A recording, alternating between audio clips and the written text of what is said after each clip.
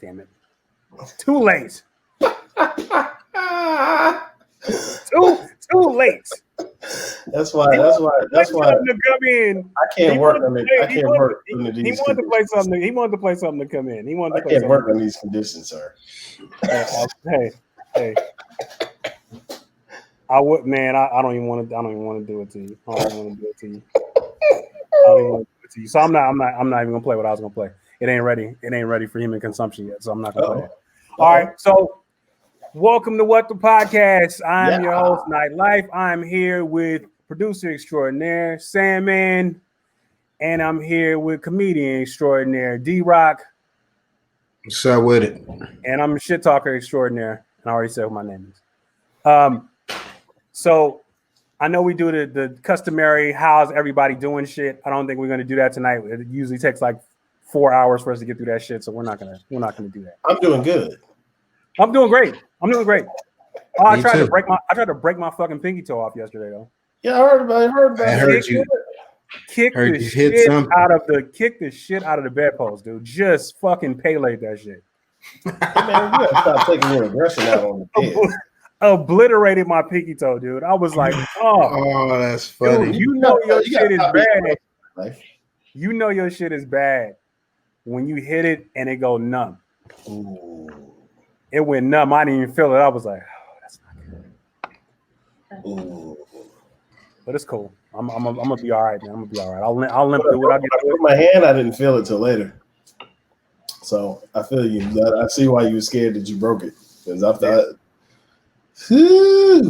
not a good day.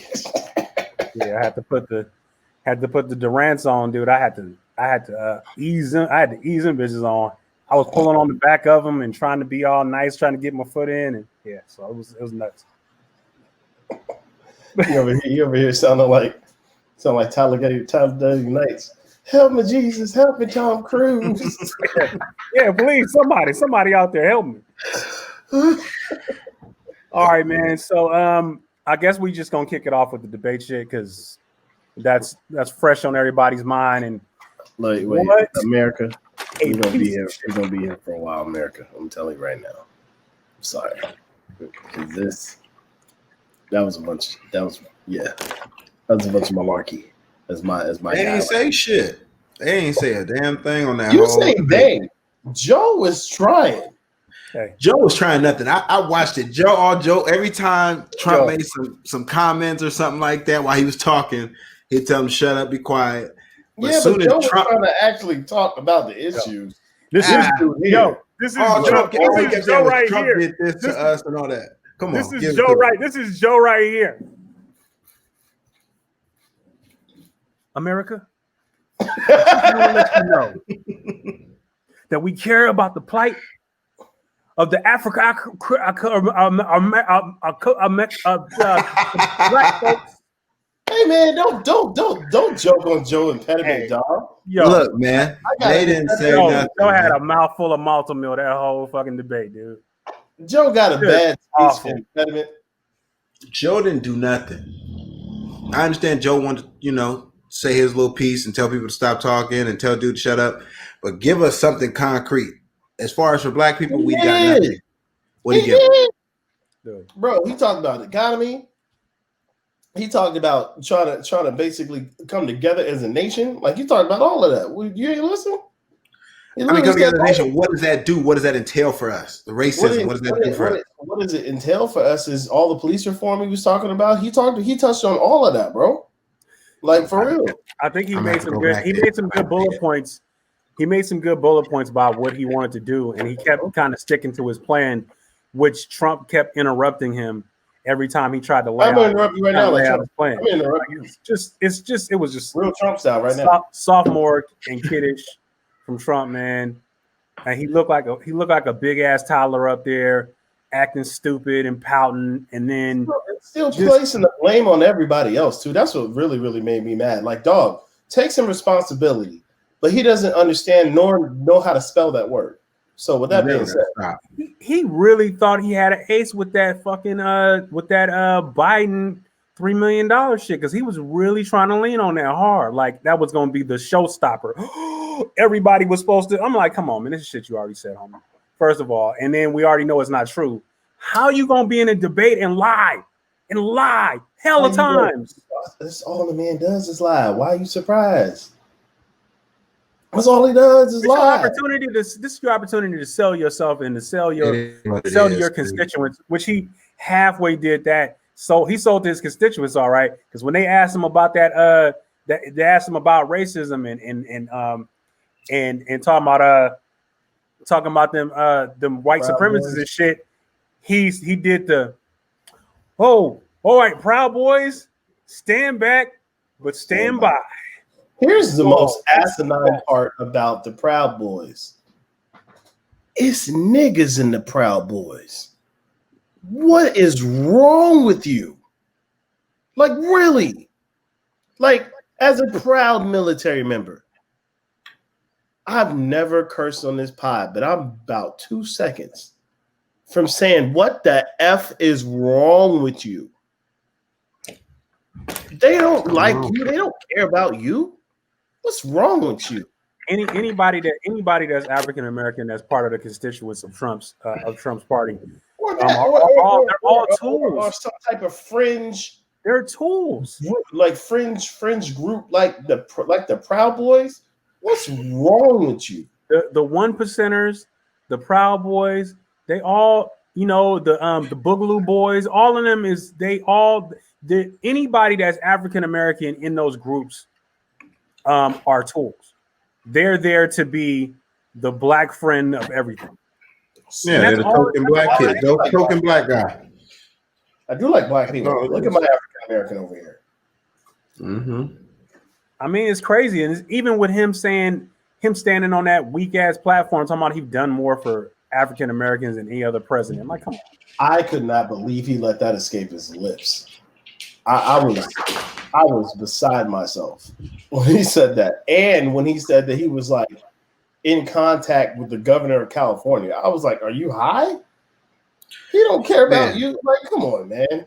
He only saying that because he got these black people out of jail, so he feel like, oh, I did that. So you know what I'm saying? I'm down with black people. Black people love me. I'm gonna mess you up too, man. You know that black pastor that's sitting in the crowd? The black pastor from Cleveland? Yeah. The one to be in there all the time? I used to, but like my aunt used to go to his church in Cleveland. I met homie a long time ago. Yeah. I spent a summer in Cleveland, and she used to go to that church. And at the time, there was nothing wrong with that church. I got no red flags. I got no nothing crazy. And I met homie. I used to work at the car wash during that summer that they owned in Cleveland. And I thought I actually had a lot of respect for dude. So when dude popped up all of a sudden, I was like, I know homie. Like, that messed me up, dog. Like, for real. And now he's a straight up pawn. Hey, everybody's for sale. Everybody's for sale, man. Like, that dollar, man, that dollar speak louder than everybody. I don't even know. Man. I'm not surprised by anything. I know, but I'm not surprised by anything I see or hear anymore, man. This world is completely on its ear. I don't understand half the things that are going on and half the things that are supposed to make sense. When the lie became the truth, that's when everything went to hell, pretty much, because you can't even fact find properly anymore, because anything that's on the internet is the godforsaken truth for everybody. Yeah. Or anything that Trump says is the truth for his constituents. And he'll stand there and just completely obliterate everything with that rhetoric all the time until people go, you know what? Maybe he is right. And it's, that's just that gaslighting shit. It's just what I saw on the news today, his contemporaries are distancing themselves from him for the white supremacy statement or lack thereof. You know what I'm saying? Either you stand with him and you look like a racist too, or you go ahead and back up a little bit. With this Black Lives Matter thing is active. You feel me? You can't. There's nothing. Once Trump don't win, you are out of a job everywhere. You ain't got a chance nowhere. So this is their chance to kind of get out of that right now.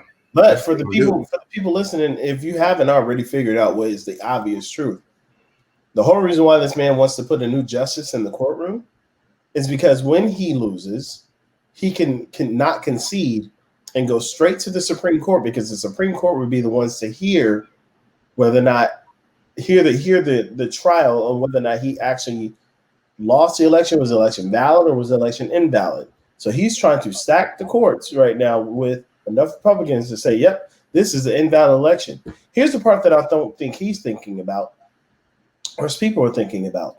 That doesn't mean you're going to automatically get another 4 years, my dude. They're going to have another election.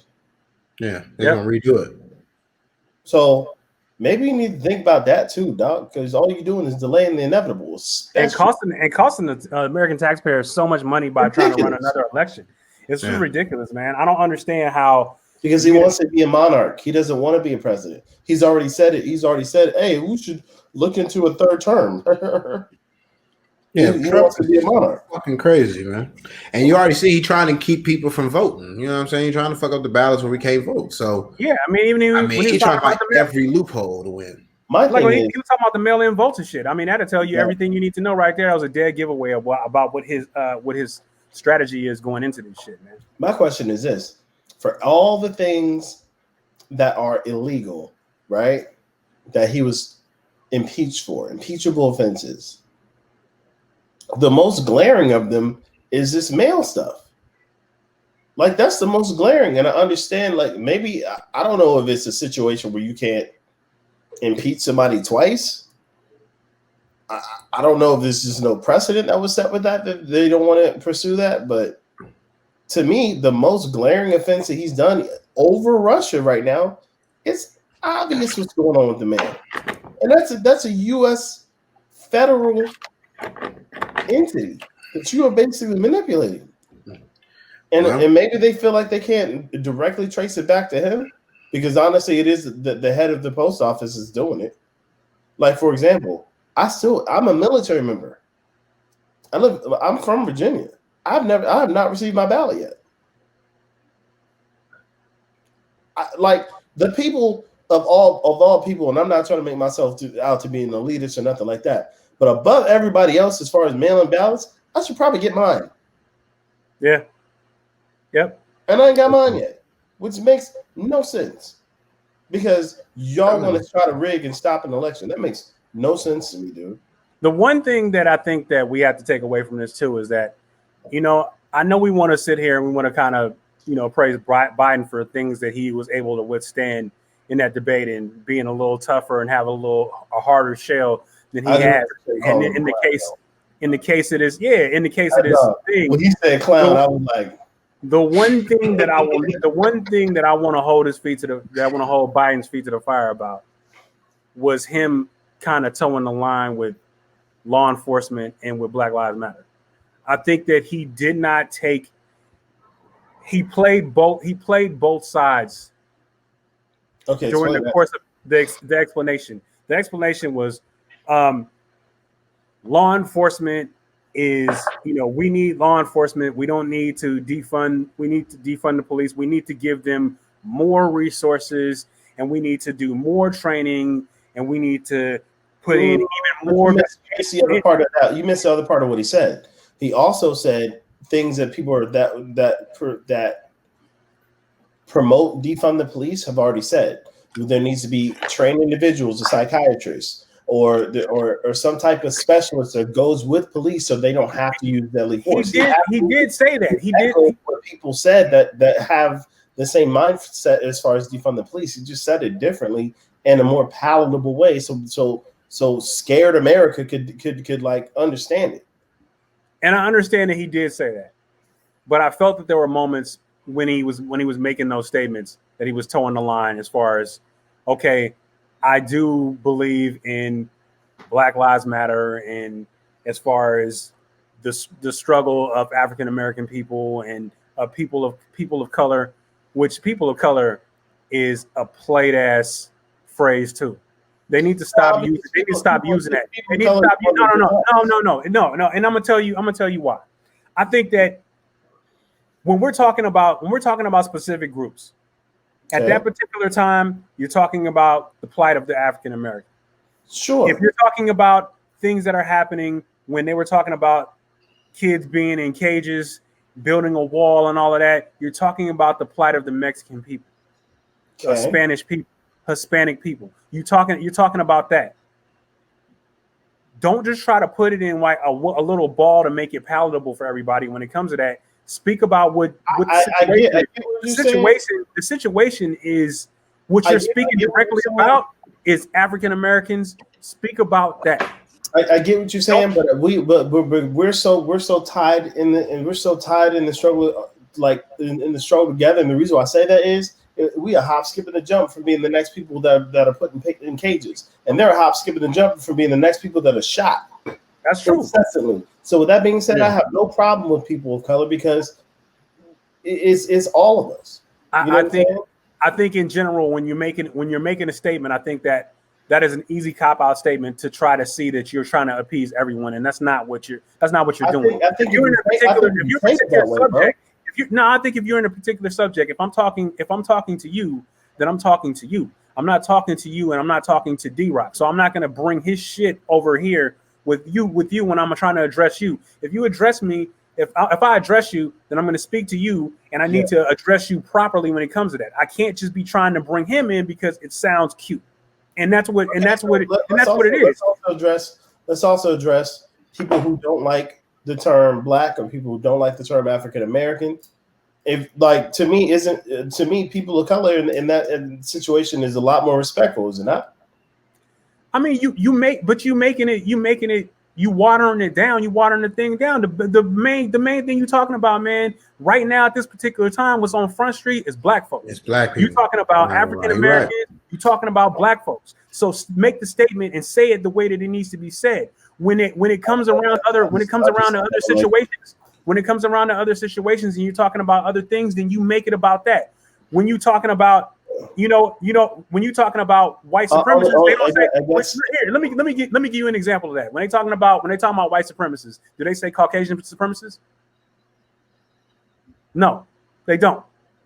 You are talking about a specific group in that situation. So when you're talking about the plight of the African American, then you need to speak directly to the African American.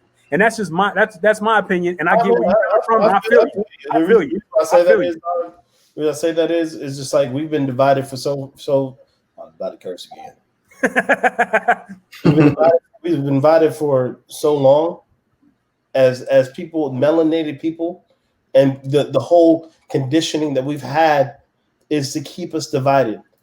And that what they don't understand is there's a lot of power in our numbers. If we could get past even the division that they've sown in between us as Black, Mexican, Puerto Rican, Dominican, pick something, even the Native American, we could get over that. But what you're talking about at that particular time, the thing that you were addressing at that time is about Black folks. Don't make it seem like you solving everybody's problem by saying. You talking about his particular statement at that time, right? Yeah, that's exactly what I'm talking about. I'm talking about if you're using that, then you need to bring up all examples that apply to that instead of just saying, "Hey, you know what? Police brutality and people getting shot and all of this other stuff," and they talking about specific situations. You bringing up Breonna Taylor, you bringing up George Floyd, you bringing up all these situations, and then you say people of color. No. Right now, at this particular time, the thing that you're talking about that's on Front Street is you talking about Black. I guess the thing for me is I strongly believe that there's a lot of stories we're not hearing about young Mexican kids getting shot. Oh no, I'm not trying to marginalize that at all. And so I guess that's why for me it's not a separation, it's not a difference. We just ain't hearing about it. Right, and that does absolutely happen, and I'm not trying to marginalize that at all. Yeah. But when you're bringing up examples, specific examples, and you're talking about that, I just don't think that you need to try to bring everything into one lane like that. If you're going to address it as it is. When they're talking about, I'm one of the biggest proponents of Black Lives Matter. Exactly. And so am I. And I'm not trying to take that away from you. But my point is this: is that when we're talking about things, when we're talking about the wall, and when it was talking about the situation where these kids were being kept in cages and families been split apart, and mothers, Hispanic mothers being over there, they basically they basically doing the most horrific things possible to them. It's categorized. It's not categorized. It's not categorized as people of color. I feel you. I want to speak on that real quick because I heard something very disturbing today. I can neither confirm or deny that. I will stop this and caveat this. Again, I'm going to stop this and caveat this. I can neither confirm nor deny this. I will do the research, and I will be back to you with if this statement is incorrect.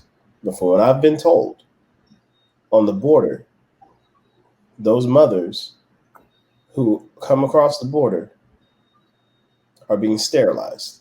Yes, that's what I was trying my hardest to say what I wanted to say, and it would not come out of my mouth right. And that's exactly the point I was trying to make. Like, that is, dude. I damn near cried when I heard that earlier today. I can't believe that we could be that humane as a people. And even if you're saying I'm following orders, do you have no humanity to sterilize a woman? What is wrong with you? We are in the world where these things are happening and they are not supposed to make sense. And people do not care. People rationalize. They rationalize when they do shit. They rationalize it, and that is just that's horrible human beings doing this shit. I don't give a damn if you was given orders for that. I don't care if you are in any branch of the military and was given orders to do that. You are an awful human being doing that. You could bet your ass I wouldn't do that. Oh yeah, absolutely. And it doesn't make sense to even do it. It's so I'll be okay with it.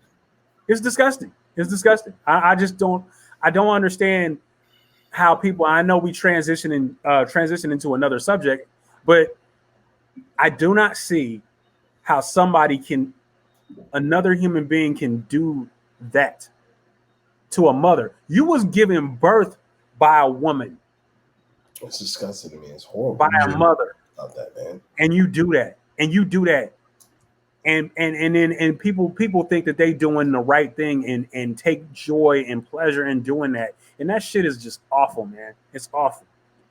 I pray to God that I have false information. I pray that we're not that depraved as a society, that we're okay with letting that happen. Yeah, well, I mean, I know we were talking about the whole people of color thing, but we look back on slaves. Common practice it's 2003 in that life. I know, but I'm telling you that I'm not taking nothing away from history. Those who fail to follow history are doomed to repeat it. We repeat it all the time, and they just find ways to remix that shit. Mm-hmm. And it's awful, dude. It's awful. Nobody should have bail shot to them, and there's no justification for that. They evil. They evil if you over there raping those women. You evil over there if you over there castrating and sterilizing these women. You evil if you over there beating these children up and keeping these children in cages by themselves without their mothers and splitting their fathers up and doing all kinds of shit. You just evil, man. That's just some evil shit. And they don't even care. No heart. So, man, I just Jesus, man. I know that got real heavy real quick. But we are in this world right now. We are amidst of the most ridiculous time right now, and it's the most ridiculous time for us to be raising our kids in. Because we have lots to explain. Oh my God. We got so much to explain every single fucking day. I didn't believe it when Van Jones said this until I heard one of my guys say the same thing. Van Jones said during the debate yesterday, a friend of his said his son or their son came up to them and said, "Mommy, do we need to buy a gun?" When they were watching the debates. And I was like, that's dramatic. You know what I'm saying? And I was like, I don't believe it. Until I saw one of my closest homeboys said his son literally was upset. And like, matter of fact, I got it in my text. It was something to the effect of, like, he was upset and started crying about what was going on, because he was just like, no. I'm sorry. I know what he said. He said, "Daddy, do we have to vote?" And his son's like 6.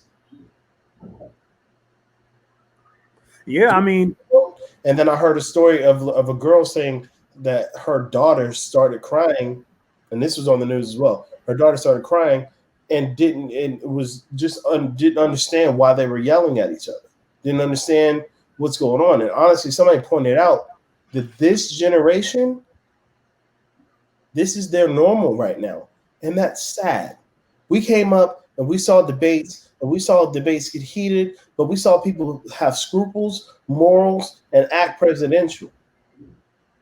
This is the norm now for some children. This is the first debate they've ever seen. Mm-hmm. And that's sad.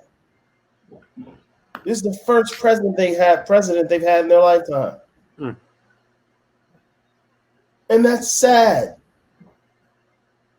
The first president I can remember in my lifetime, when I started to really pay attention to what was going on, was HW. You know what I'm saying? Like, oh, who's the president? George Bush. You know what I'm saying? Then Clinton,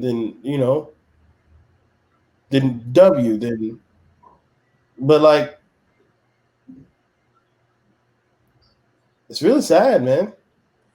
This is the norm for the children now. I think what's really hard about it is that we're at a time where kids are going to grow up racist again. Yeah, kids are going to grow up with bigotry and hate again, just like the 60s.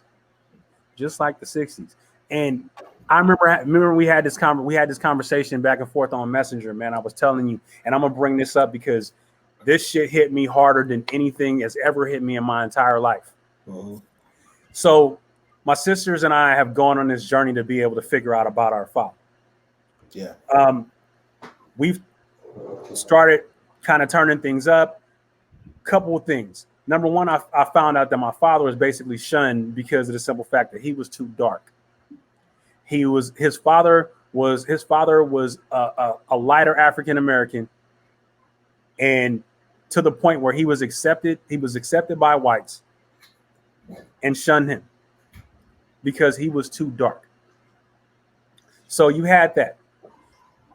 My sister showed me birth certificates for my mother and my father. The birth certificates say colored for their description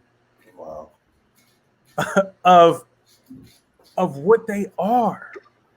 Colored. Plain as day, regular fucking practice. So when you see that, how sobering that is, I would never expect my kids to go through anything like that. Yeah. But what we have going on in this particular time, in this lifetime, right now, we're going to have kids that are growing up in the Trump era that are going to grow up bigots and racists, and they're going to hate, and they're going to grow into adults, and the cycle starts again. It's sick. Man. It's sick. If we get another 4 years of Trump, it's going to be harder. And I would have to, because within the next 4 years, I'm going to have a child. I'm not even for the front. That's going to happen. So my child is going to have to deal with the first 4 years of dealing with the fact that Trump is her president or his president, and that they're going to grow up in a world where it's hatred all day, every day. I have to teach my kids what my dad and mom taught me when I was 6, 7, 8 years old, going outside just to play football in front of the house. You used to think when your parents tell you don't go around the corner, don't go to the end of the block where I can't see you, with something like they just don't want you to have fun down there. The reality is we don't know what's down there and what the police could do if they catch you down there. Mm-hmm. So that shit really plays a factor now. God bless our parents on that one too, man. And I got to touch on that, and I appreciate you saying that, because honestly, as a kid, I thought the same thing. But as an adult with the child, oh man, as an adult with the child, I get it. Yeah. And we got enough time, and you don't have enough understanding for us to explain it. Mm-hmm. You know, that shit real. I mean, I said it. I think I said it on one of our early podcasts, man. Teaching your kids about police is a life skill now. It's just sad, bro. It's a life skill. You got to teach them the do's and don'ts of dealing with the fucking police, and the police is supposed to protect you. You got to teach them how to deal with people that's going to think your skin color is a disadvantage for you, and they're going to think you different and treat you inferior and treat you as an inferior. You're gonna have to learn to deal with that. Because this one's starting to notice that she is not like other people. Mm-hmm. This one's starting to notice and doesn't like. I'm trying to get her used to the word black, because black to her is still this color. Mm-hmm. Right? And when I say you're black, she's like, no, I'm not. I'm brown. I'm like, no, baby, you're black. You know what I'm saying? And I'm trying to get her used to it. She's starting to recognize that her friends have different skin tones, different hair, different. And I try to reinforce to her that you're absolutely beautiful. Yep. You gotta tell these kids, man. It's like, and I'm starting to see that, like, just differences. I don't think racism is something you're born with. It's definitely a learned skill. But I also, through recognizing that my child is starting to categorize things, understand that it's human nature for us to put things in boxes. Mm-hmm. And that's where the seeds start. Yeah. You know what I'm saying? For you either to feel inferior or superior. It's because you've categorized things in boxes, because that's how we need to learn. That's how our logic works. Yeah. And it's crazy to see this in her, to see the gears turning and the logic nodes start to work. And I try to reinforce to her, no, you're a queen. Yeah. You know what I'm saying? You're not inferior to anyone.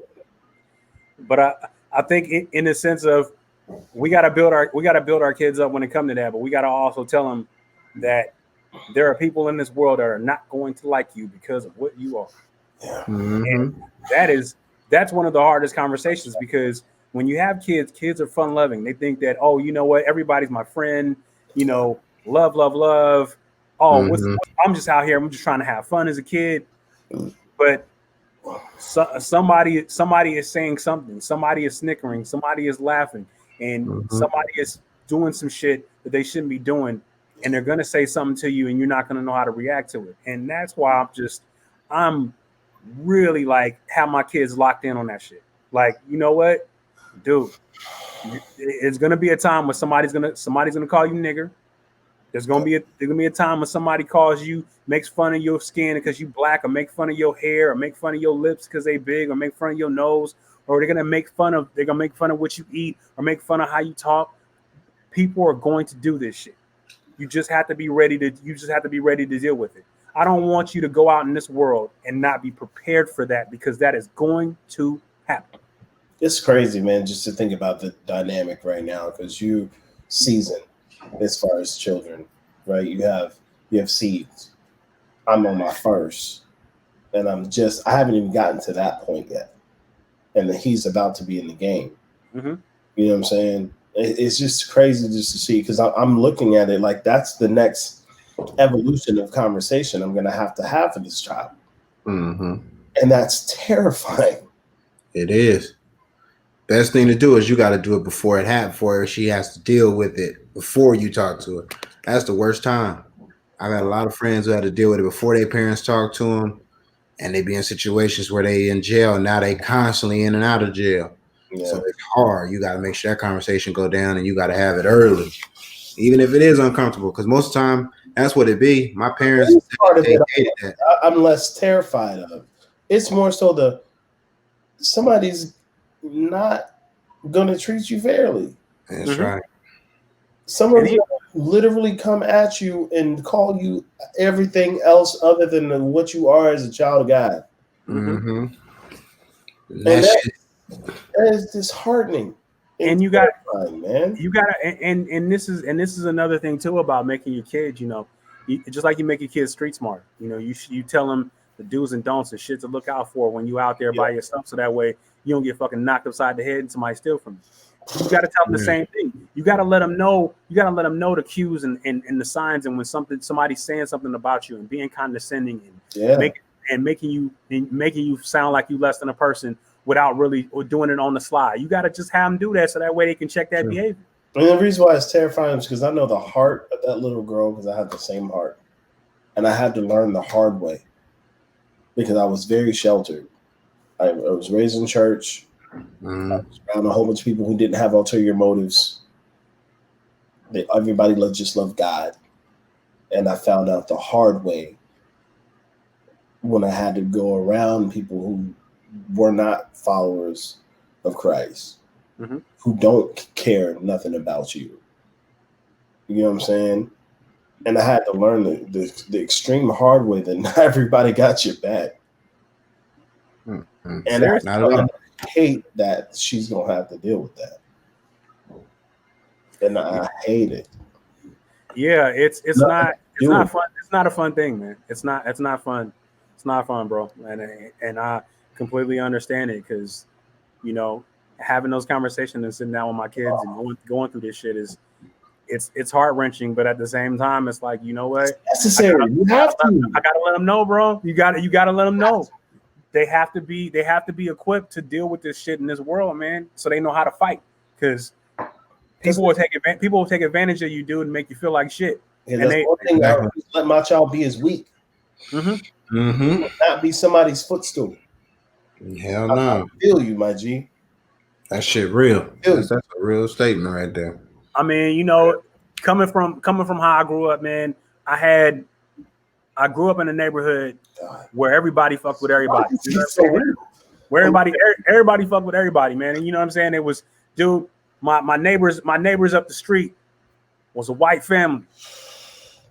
And I called and my homeboy Clinton and my homeboy Jason, I call them brothers. And I called their mom. Yeah. They took care of me. So I'd go over there, spend the night, eat, sleep, shit, all that. All over where at their house. And then when they had family functions and they had other people come over, and the minute somebody got out of line and said something stupid, like who's the black kid here, they got checked immediately and got put out. That's my son. No, you ain't gonna be talking about my son like that. And my mom and dad was the same way with Clinton and Jason. Yeah. You're not gonna sit up here and talk about you're not gonna talk about my sons. So it's like, I grew up in that and I understand that. But I do know the flip side of what happened, because I've been in situations where people did sly shit. Been in work situations where people have said shit. Plenty of those. On the cool, just saying something. And then you thought, you know what I'm saying? It was like, oh, did that just happen? Or you sitting there, you laughing at the joke, but you don't know you are the joke. That's the worst part. That shit is the worst part. Then you have to have somebody pull you aside and be like, hey, bro, they was talking about you. Man, this is that shit right there, boy, gets you hot. I know, it's ill. And it's like, I pray things get better, but I prepare like they will not. That's the smartest way to be. I can't even lie to you, dude. I can't even lie to you, G. But man, but I was having just discussions with people, and people like are legit afraid of a race war. Hey, like for real. And the thing is, I never even gave stock to it before until I thought about another 4 years under Trump. Stand back and stand down. Stand by. Stand by. Right. Stand back and stand by. And now, honestly, that doesn't sound like far-fetched. When you listen to the other side of that, and you listen to these cats when they get on their platforms and be talking, all he got to do is say the word. Yeah. All he got to do is say the word. You see them showing up to the protests all the time. I want to believe, and I think I do believe that it would not be complete and systemic. I don't think every person who is not white, who's not black, or who's not a person of color, I'm gonna use the term, would just be like, okay, this is what we're doing. No. You know what I'm saying? That was the case during the Civil War. Well, no, I can't even say that because it was the North and South. There was, yeah. So I don't think it would literally be a true race war. I think we would have issues with fringe groups who decide that they want to band together. Mm-hmm. And individuals who are in power who are affiliated with those fringe groups, such as those guys who we might have some problems. So my brain wants to tell me that America, and I guess I still believe in America, that there's still some semblance of there's a line. There might be some who might support this dude, this clown, but there's still a line. And I want to believe that there's still a line. You know what I'm saying? Well, I think the one point that you made is that, yeah, there are people out there. There's the fringe, but the ones that are dangerous are not the ones that's holed up with the shotguns riding in the back of trucks. It's not them. It's not them. It's your lawyers. It's your politicians. It's your businessmen, your people of power and money and influence. Yeah. It's those ones that are the ones that are the most dangerous in the situation because they can do the most damage out of everybody. Yeah, the district attorney got a Kentucky.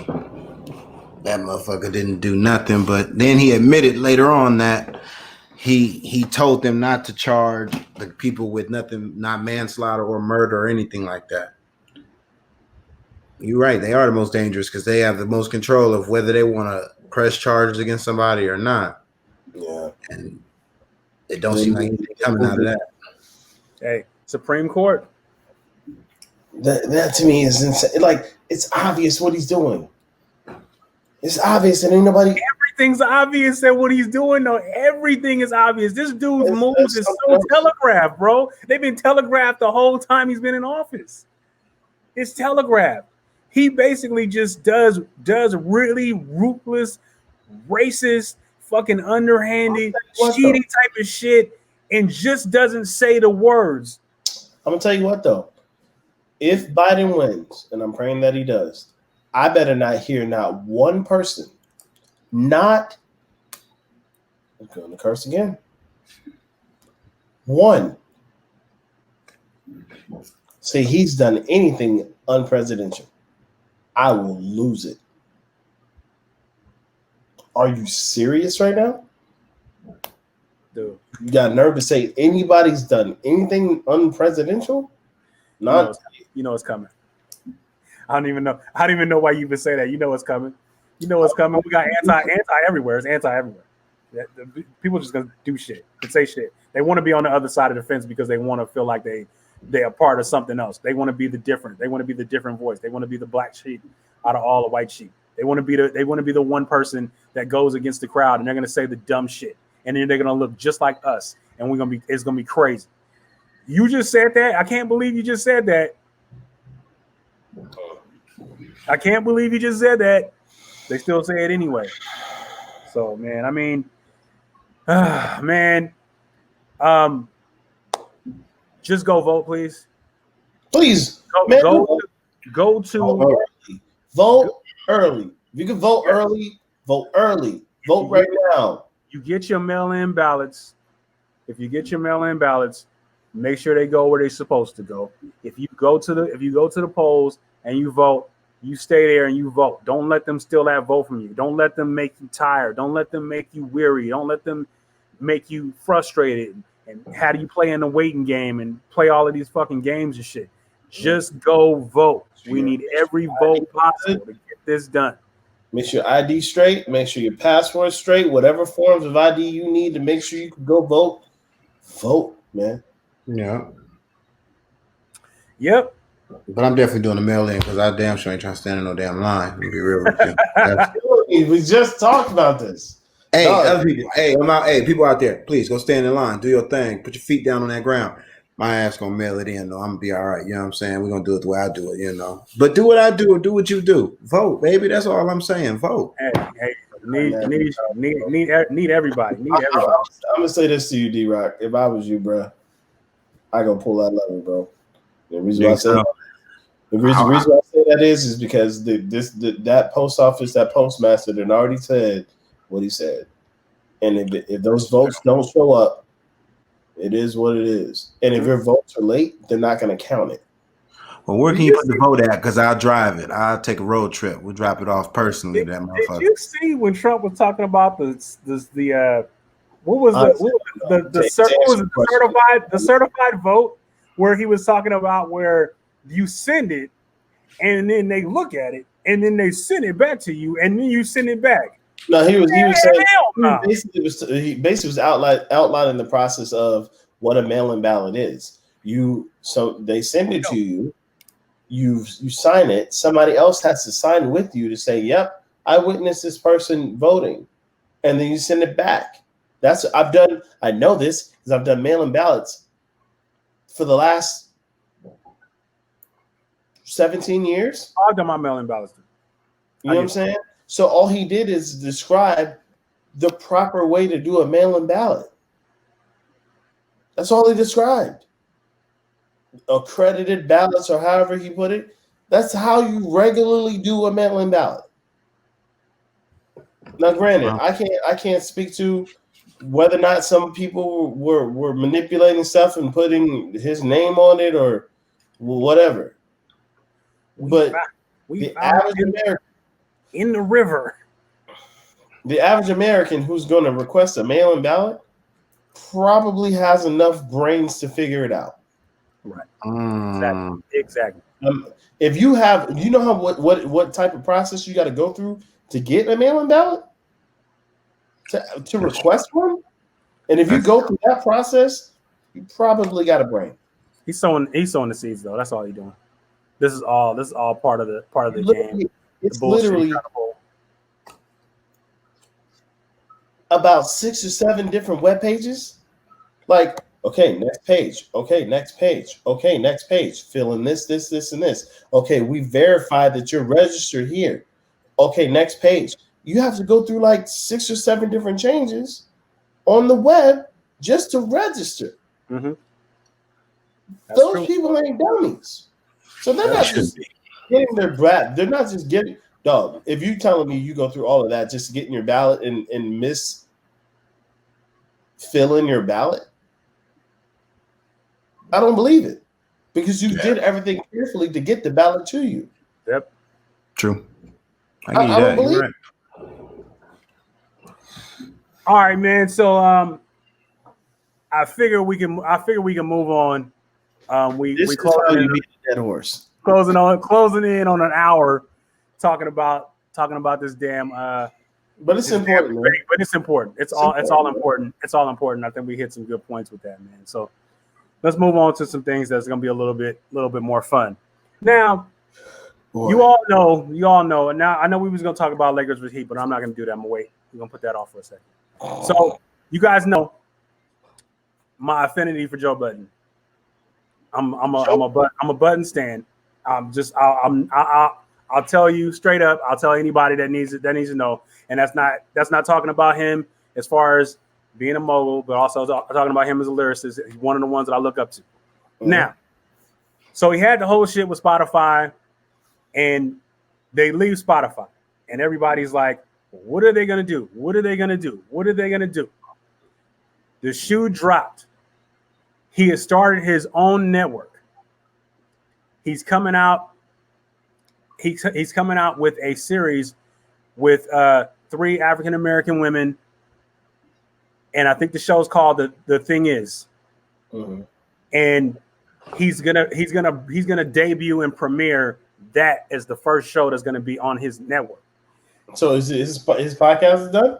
No, the podcast is gonna be on there. He's basically creating a network, not the Joe Budden channel, not the Joe Budden YouTube page.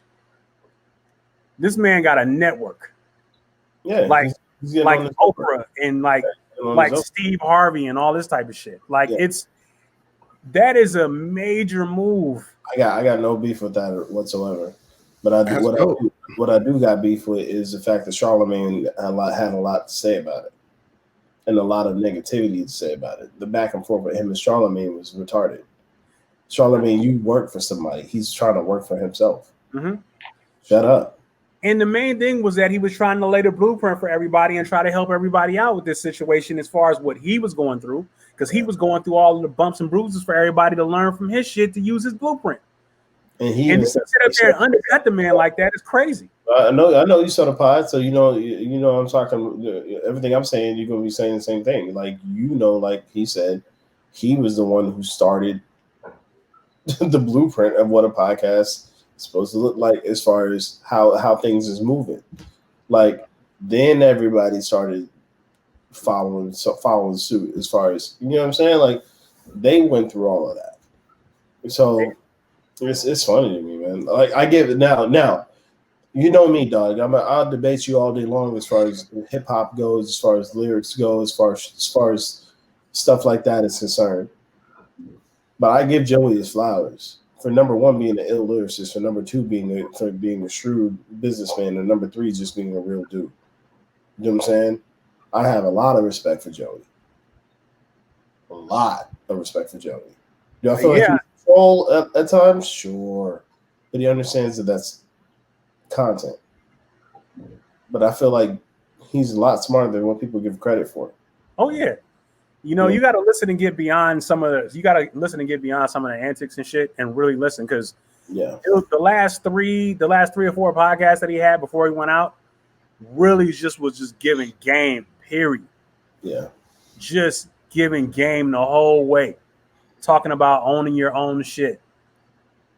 Talking about understanding what your position is, understanding your leverage as you being an entertainer and creator and all of this other and all this other shit, and owning your own shit and having your own masters and being in control of certain situations, like owning your own content.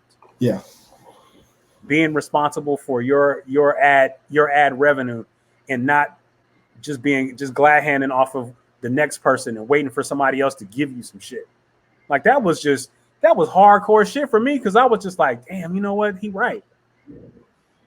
And I think that we all are in position with the things that we do to have that type of mind frame. Do you with the comedy, you creating your own show and doing that? Yes, speaks to that. That's your shit. Nobody can ever take away from you. You own everything about it, because that's your intellectual property. You own that.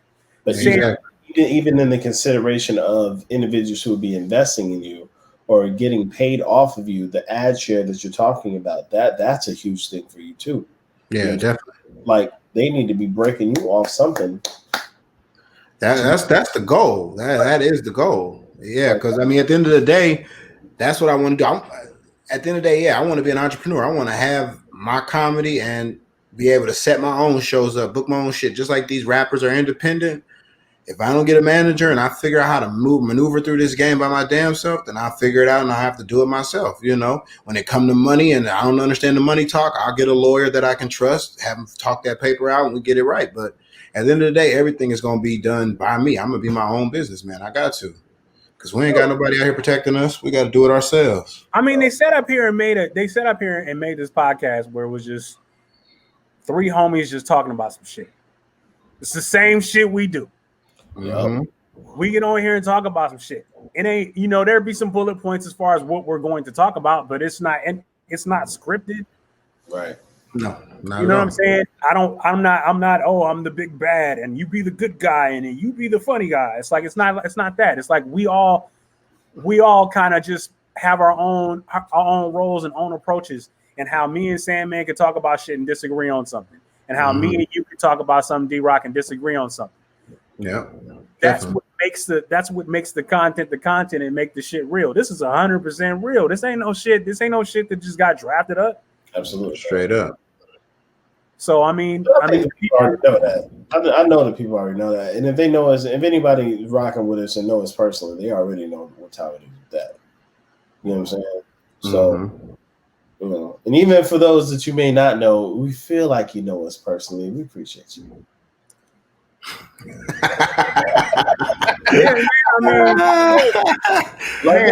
I know we don't do a lot of pandering here, but I'm gonna pander my ass off right now. You make sure that you go to 10 Cities YouTube page, like, subscribe. This podcast will always be on the 10 City Recordings page for you. You can watch all the podcasts that we've had before, and you can see all of the fucked up faces I'm gonna make. You're gonna see Sandman. You're gonna hear Sandman's high-pitched screech of a laugh. Wait a minute. You're gonna hear D-Rock be funny as hell all the time. Hey man, sometimes it just hit me like that. It be like that sometimes, And then you'll be hearing that wild card of DP when he come through rolling with the rant. So we got to see what's up tonight. I ain't even hit him yet, so I gotta. What we gonna ask him though? What's the question for today? I don't know. I got something. I got something for him. Please ask him about the debate. Don't ask about the debate. He gonna talk all day. He's not gonna stop. Please we might have to ask him about the debate. We'll circle back so that way we don't be on some shit though. So moving on topics, man. Just tell him he got 2 minutes. He's not gonna listen. I know, he's but gonna run that easy. He'll be on that. Tell him you got the same 2 minutes. Remember, we used to do the DP ran in a week. It used to be a minute. DP ran in a week used to be a minute. He used to only get a minute. Overdo that easily. Now he killed. He just killed. Tell him you got the same 2 minutes Trump and Biden had. And he's gonna keep interrupting. How am I going to do that in 2 minutes? How am I going to do that in 2 minutes? Yeah, he's going to spend his first half a minute just talking about that alone. Like, y'all ain't giving me enough time. Oh, it's so funny. All right. Real quick on the sports report, that our sports report and sports take does not matter. Are we going to have football on Sunday because the Titans are dead? Why they gotta be dead, bro? Well, they are officially out the talks. You can't go to playoffs if you got COVID, so that's a loss for y'all. We gonna go ahead and take their spot. The Raiders are still going to the playoffs. Thank you. So who's supposed to play the Titans next week? Dr. Fauci.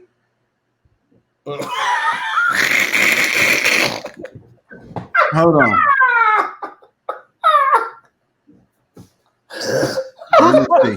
Who's playing the Titans? We didn't. It's the remember the Titans for real. Remember when the Titans was in the league? Oh, it's Titans versus Steelers. Oh, bye week. They gonna move either Monday or Tuesday. They said that's a wash. Bye week.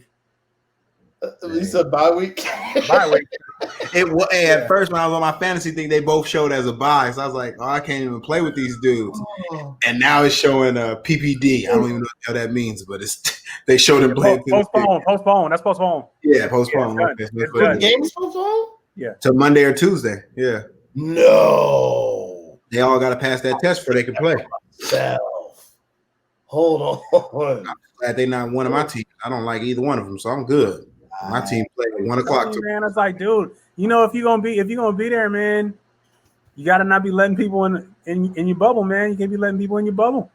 See, but I ain't gonna lie, it's harder for NFL because they don't have no bubble. Players go home after a game, they got a good win, a girl talking that stuff on the phone. Slide on through. You know what I'm saying?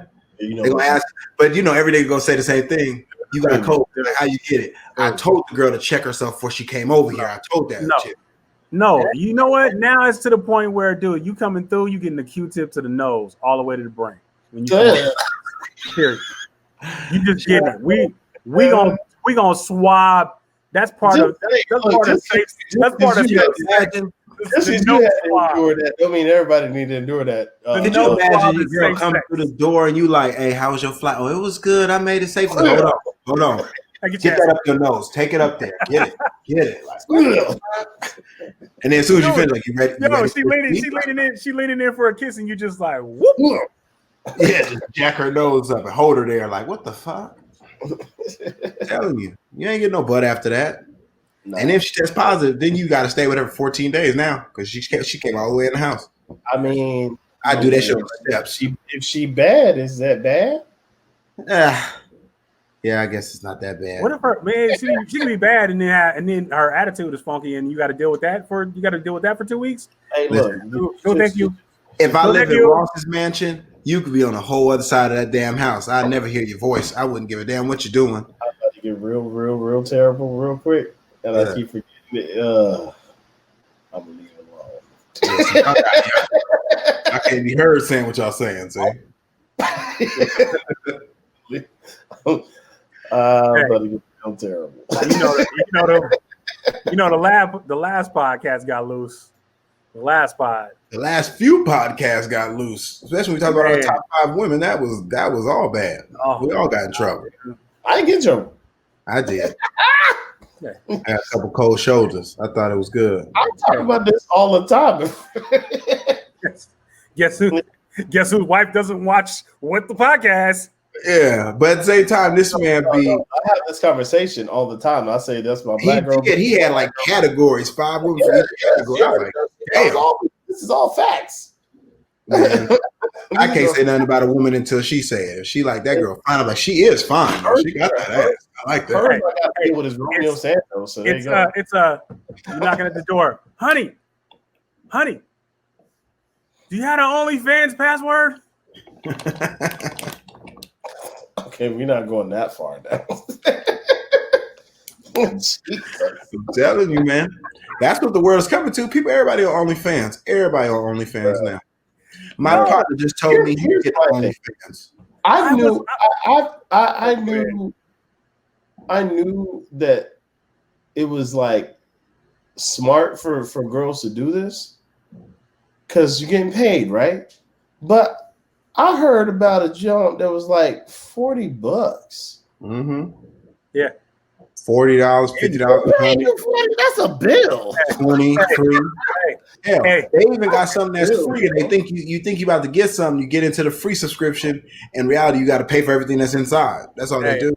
They let you open the box, but then you got to pay for everything. I perused the Simply E just for pricing purposes and was like, huh, little expensive. $40 for anything? Like the going rate. They ain't even doing nothing. You can see me put on my sock. $40 a month to see you putting on a sock. You better get the fuck out of here. I saw one that was 40. I'm like, you shopping? What the fuck is you talking about here? Diamond inside and out for $40. The reality is, you can find all this stuff on porn. I ain't gonna lie. You go on porn, you find all these leaked videos and stuff. Let me tell you something. I love little women. Hit the hub. Just hit the hub. I love little women. See everything you need to see for free. Hit the hub. No, man, I'm telling you, hit the hub. I can hold you on the hip and we can walk together. Like, look, 4'11", 4'7", we can talk for real. I ain't even gonna front you. I like little women. Now, they be like, is it a fetish or do you want to be with them? Right now, in my mind, it's a fetish until it becomes, you know what I'm saying, until you tell me something different. But that's all it is. But it's all good until you get in fellatio and then she raise her head up and bust your fucking chin open. See, now I'm in trouble. Shouldn't be anywhere near there. Hey, but I made it clean though. Why I made it clean? I made it clean. Except fellatio. See? There you go. Why would your chin be anywhere? Bow. Like she'd be like, raise up, bow. Just right up here like that. Over the whole time? Why is it? I'm just saying. You know what I'm saying? Like, yeah. Oh, like it's like, oh, no. Yeah, I think so. That's a normal sized woman that could possibly. Hey, look though. Look, I was watching. Yo, but check it. Speaking of OnlyFans, I was watching Catfish. Last night, right? Oh boy. I love Catfish. I do like so I was watching this shit, and the dude catfish. The dude's getting catfished by this chick or whatever. So she's like, hey, send me a picture. She's sending pictures of all of her, being naked and all this other stuff. So homegirl was on there. She was like, well, man, I think she got an OnlyFans, and that there's pictures maybe being stolen from OnlyFans and being sent to dude or whatever. So he was like, nah, it can't be. It's got to be her because every time I tell her, she sends me pictures, whatever. So they get there and they do the big reveal, right? They doing Zoom now. So the little Zoom box pop up and it's dark. And you like, what's going on? So all of a sudden, there's a dude. It's a dude on the other side, right? So the dude's sitting there and he's laughing. He's laughing.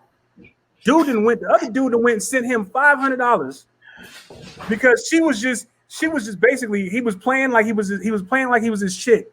Wow.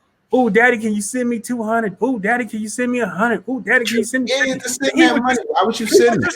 He was shipping her off, right? Because he thinking, oh, I'm gonna meet her someday. She from my hood. I'm gonna run into her, whatever. Bro, dude got on and he said, well, guess you learned the lesson, huh, nigga? Like, just like that? Yeah, I guess you learned the lesson, huh, nigga? Yeah, I did that. I did the whole thing. I've been scamming you the whole time. You shouldn't have been giving me money. You should have been knowing how you sending money. Like, what state they live in? Dude, they from Detroit. Both in Detroit. I don't know where the cat was, but there was the dude from Detroit, and then the girl that was supposed to be catfishing or whatever was from Detroit. But he told me, like, man, dude, if he is something like that, he ain't about that life. I can promise you that. Yeah, hey, dude was super. Some people are so heartbroken and been put on blast that they may be gay. He was super square. He said, dude said, I guess I learned a lesson. I'm like, what do you mean? Bro, I'm getting IP addresses. I'm going to get that $500. I'm taking it out your ass. I'm going to get my whole bills back. But you ain't no simp like that. You wouldn't have sent the bread in the first place. No. What were you doing though? That ain't make no sense. Exactly. And then they was like, well, you would have did it if it was an OnlyFans. No, I would not have done that. That's nuts. That's nuts. You paying for a service when you're dealing with that. You just sending some girl that you just that's sending you pictures and you just sending money.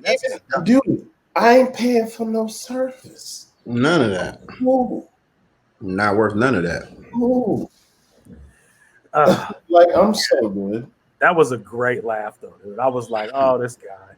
And that guy didn't give a fuck either. He was just like, why should he? I don't blame him. He was talking mad shit to Neve and Cammy and was like, Cammy, hey, I don't talk to no women, so you need to shut up. I'm doing. He was letting her have it, dude. Yeah, he got work. He got them hands. Man, you just lucky. You know what I'm saying? You just lucky it was only 500. Shit, I could have got more. Was like, damn. Dude, savage level was way up here, bro. Yeah. He was way up here. Dude would say that to about himself. Say, yeah, I guess I did learn a lesson like that. Like you a damn goofball. But then another thing about it was they had the real girl that they took the pictures of that he stole a shit from the OnlyFans for. They had her in. She popped in or whatever. So she was kind of going in on dude or whatever, and dude was shutting her down. He was talking other shit or whatever. So dude bounced up out. So the dude that was getting catfished and her ended up hooking up for real. So he won, exactly. He won. Guess he did win in. He learned a lesson. He won. No. The dude that was getting catfish hooked up with the girl. That's what I'm saying. He learned a lesson. He learned that if I get played, I still can get something out the whole thing. Dude, that's still 500. Hey, that's still 500. That ain't worth 500 though. I still want my $500 back. That he was actually interested in. He won. This is what I think. This is what I think is going on. I think she was like, man, if she gave him 500, he gave him 500. That's fair. Who who knows what I can get? So that's part of the game. If she already got her OnlyFans, bro, come on. She double dipping. That's what she doing. She getting her OnlyFans money and get whatever he gonna give to her every time.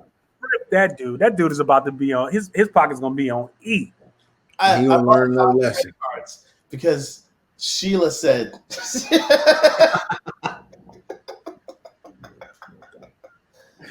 Oh, man. So if I credit cards for her, I'll do anything for her. No. Straight up sad. Hey, when you watch Catfish and you see just the suckers on there, man, it's some suckers on there. Some suckers. Some people win, some people really lose, and they be talking to people like, man, I mean, it be the sick ones where it be girls and they be thinking they talking to some fly ass young dude and it be some old pedophile ass dude. Yeah, real creepy, yeah. But yeah, most of the time, dude, it's oh my god.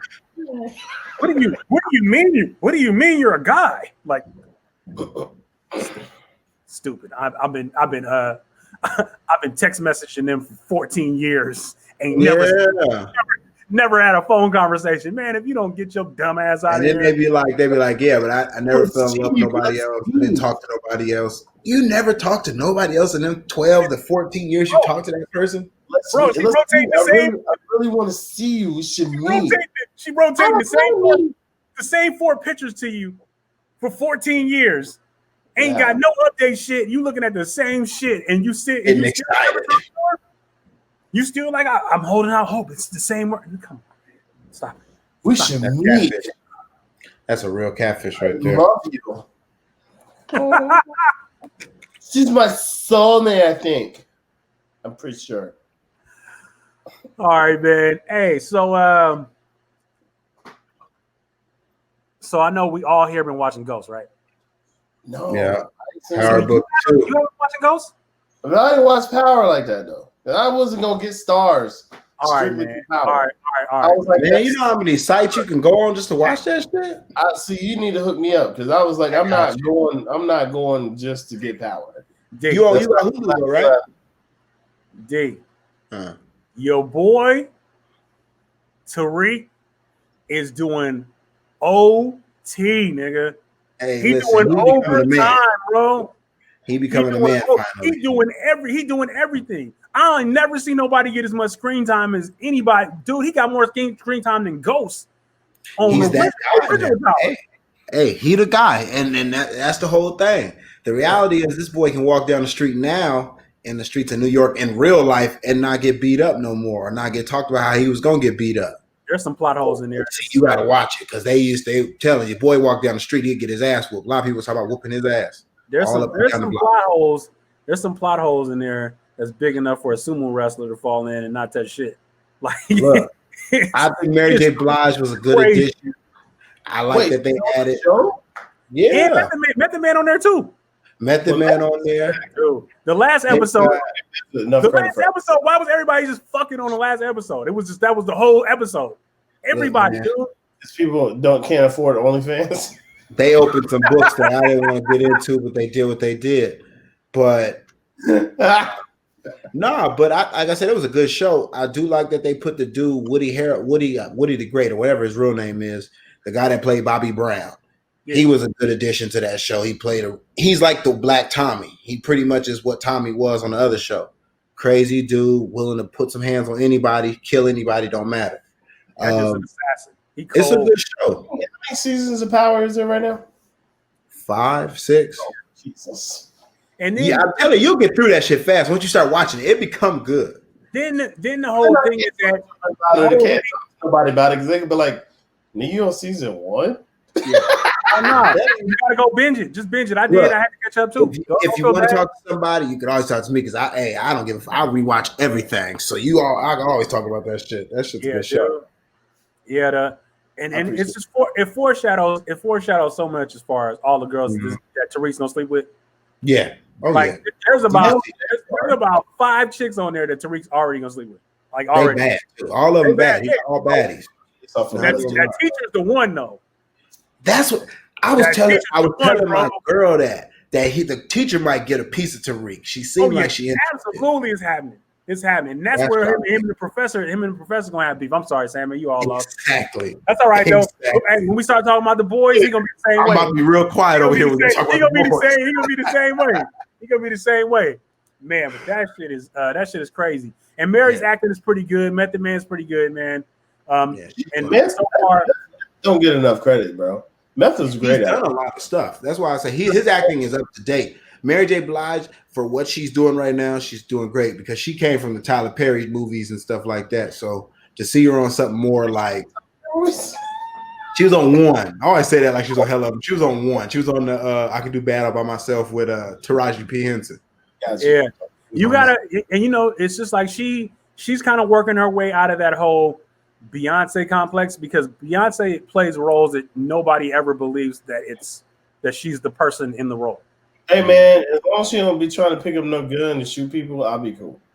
Nobody never believes whatever role Beyonce plays. Nobody believes that shit. Well, she was good in Cadillac Records. Wasn't that Cadillac Records? What's that one? Yeah, that was decent. She still got carried though. She still got carried in there. The girl hated her. The woman that she played hated her later on. Carried her? Fighting Temptations, she was all right. I like that she got thicker there. She was bigger. Everybody, I don't know, man. Everybody say this girl is so thick, and I don't see it. Well, from what she was before, right before that movie, she was super thin. She was super small. She has very wide, great hips. She do. It's not like she's super on poke though. So like, I don't see. No. How do compared to the women that are created these days? Yeah, no. How do you be Nala in the Lion King and still not sound believable? Like it was like her voice was kind of still like, dude, you're a cartoon character and I don't fucking believe you. How does that happen? People are just haters at that point. I'm not being a hater. I'm not being. But you're the one that's saying that. I thought you were saying people. Dude, it sounded horrible. Like they could have got somebody else to do that shit. Like she's just an awful actor, dude. She is trash. Like trash actor. I'm obsessed with Idris Elba. That's how I feel about that. I just tried. What was the other joint she was in? Enough? Was that? No, that was J-Lo. That was J-Lo. Was that J-Lo? Okay, I'm sorry, my bad. But there was the one show. What was the show? What was the show that she had the Fatal Attraction with the white girl? That was Obsessed. That was with Idris Elba. Yeah. No, was that Idris? That was Idris Elba. That's right. Obsessed. Mm-hmm. Yeah. Yeah, that was pretty good. But another version of that was really good, but it wasn't her acting. It was actually Taraji P. Henson. Was that Acrimony movie? That shit was crazy. Tremendously awful, dude. Yeah, like that. That shit was awful. I like that movie. You seen the what was it? What was the Lifetime movie with was it Tay? Was it Tay Diggs? Tay Diggs was on it with her. With Taraji. Nah, was it Tay Diggs? No, it was some other black dude. I forget who. I forget his name. Omar Epps. It was Omar Epps. Omar Epps. It was Omar Epps. Which one? What movie is that? It was the one that just came out like last year. Oh yeah, that was trash. It was trash. Omar Epps was weird at acting in that one. That wasn't a good job for him. No, again, not believable people, dude. They just seemed like they were just like, man, let me get this check, get the fuck out of here. Yeah. They both was acting like that because I was like, I ain't never seen Taraji act this bad. She's acting horrible. Terrible. Yeah, it was terrible. She didn't even bring the cookie. The cookie. She didn't even bring the cookie with her, man. Okay, so now we're gonna get into the boys. So you're gonna feel left out. Sorry, you need to binge watch. It's good. I'm about to get some water real quick, actually, while y'all talk about the boys. Bro. What? That's horrible. Hey, the last one. I felt so bad for his right. With fucking Stormbreaker and was it Stormbreaker? Yes. Or Stormfront and Homelander. Like that was crazy. Here's the thing. I think she knew if she didn't fess up, he was gonna get it. Because I think he was playing with her at first. I don't think she realized just how strong he is. Yeah. And I think that moment she realized it. She was like, I need to tell this dude everything right now or it's over. But she was just as strong as him because I mean she went through the whole thing. No. I think he was playing with her, bro. Because when he said, "Remember when you said you don't break?" I've been thinking about that a whole lot. I think he's stronger than what he let on. Yeah, well, he was like, I think he can kill her. And I think she recognized that. And she was like, I'm going to tell him everything you need to know. She got scared. Oh, yeah. She got scared. I'm going to tell you everything you need to know right now. So, bro, A-Train, God bless A-Train, dog. A-Train just trying to hold on, player. He's just trying to hold on. I ain't feel too bad about Deep. I'm not going to lie.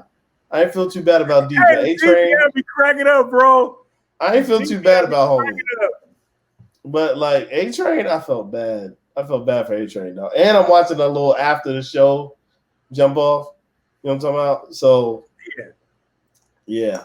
But the person, I guess, the person I wanted to know more about was, like, and I feel like it's the most badass in the show, Black Noir. Oh, Black Noir. Black Noir. That's a cold piece right there, boy. I think they're waiting to tell. I think they're waiting to tell that story. They're waiting. That's a cold bug right there, boy. They holding on to that because he is, man. Butcher, man. I mess with Butcher though, but I mess with Mother's Milk more. Yeah. I really do. I really mess with Mother's Milk. I like he's just how you just that cool. You just that cool all the time. Like, even when they was in a nurse outfit, you know what I'm saying, in the orderly outfits, he still had the chain swinging. I wasn't mad at him at all, dude. I like him a lot. Yeah. And I wonder what he would be like with powers.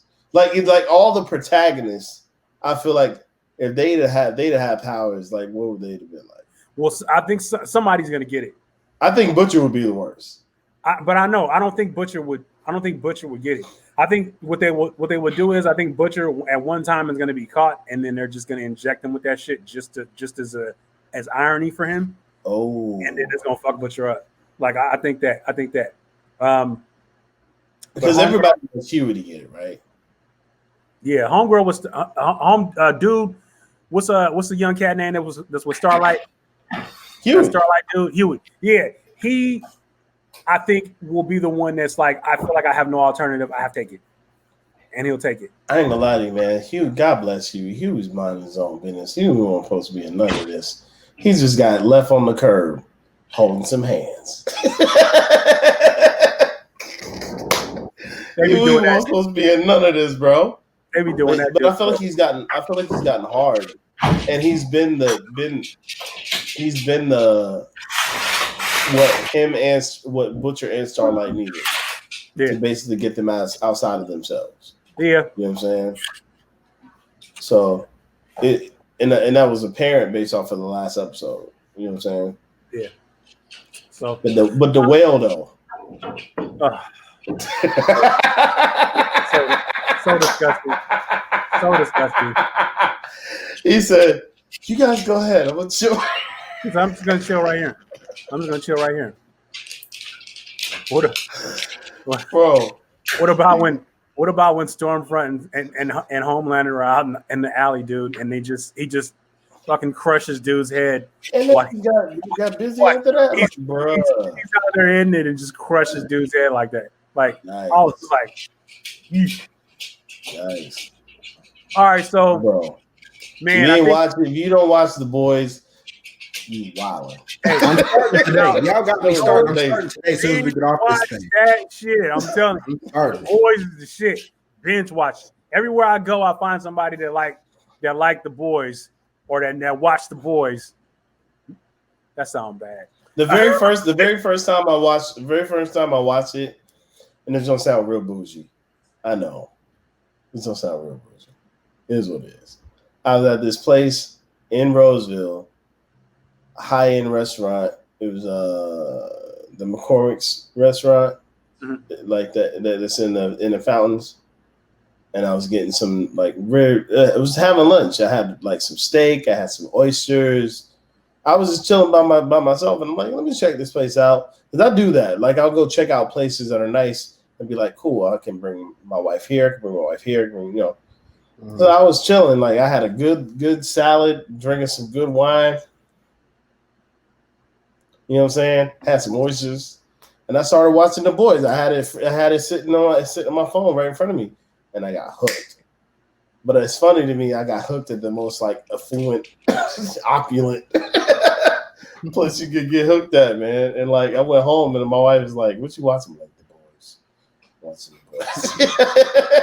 I've been hooked ever since, yo. Crazy. Same here. All right. Well, before we get out of here, man, I wanted to ask a question that I think is important. I mean, as far as for me, I mean, we see a lot of legacy acts in hip hop, a lot of older acts in hip hop that continue to have careers and continue to redefine themselves. What do you think is too old for hip hop? What age do you think? Like the age, like, no more. Nah. It is funny to see X try to move. That's my man, though. But it is funny to see him trying to move and he gained all his weight. It's funny. I'm trying to move the belly. I'll be like, bro, you gotta sit down, man. That joint with Rough Riders though, it's hard. You talking about the joint with the locks? Yeah. The drum with the locks. Yeah, he tore that shit up. Oh, they got a brand new song? Yes, and it's hard. What's it called? Matter of fact, yo, put the link in the description for that joint. What's it called? Because